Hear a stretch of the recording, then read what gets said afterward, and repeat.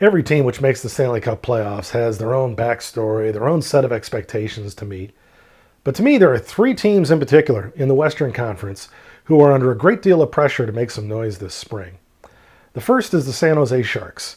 Back in January, they were all set to run away with the Pacific Division and focus on their playoff drive. But instead, over the last couple of months, it looks like everything has gone wrong in San Jose, and at this point, they're not even a 50-50 shot to qualify for the postseason.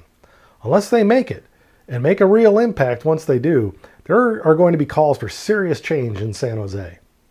The second team to consider is the Vancouver Canucks.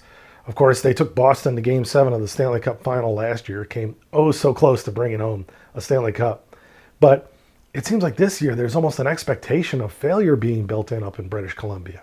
There are many folks who are waiting for Roberto Luongo to stumble so the team can hand over the number one job to Corey Schneider in goal.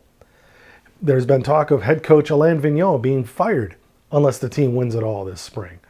Under those kind of expectations, it's almost impossible to see how the Canucks can put forth their best effort when adversity strikes somewhere along the way.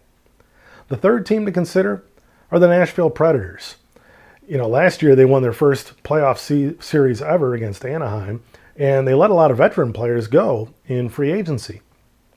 But when you look at how this team has performed and the additions that have been made to the lineup, guys like Andrei Kostitsyn, Hal Gill, Paul Gostad, Alexander Radulov coming back just before the playoffs are set to begin, this is a team that has really raised expectations both internally and externally. You have experts around North America talking about the Predators as a legitimate Stanley Cup threat. So just going one and done, that's not going to cut it anymore in Music City. So to me, San Jose, Vancouver, Nashville, those are the teams which really have the external pressure being put on them to deliver in the playoffs this spring. And it'll be interesting to see how they handle that pressure when adversity strikes and game plans have to change. I'd be interested to get your thoughts on how you see these three teams coping with that pressure. Make sure to subscribe to our YouTube channel as well. I'm Dirk Hogue of On the Forecheck.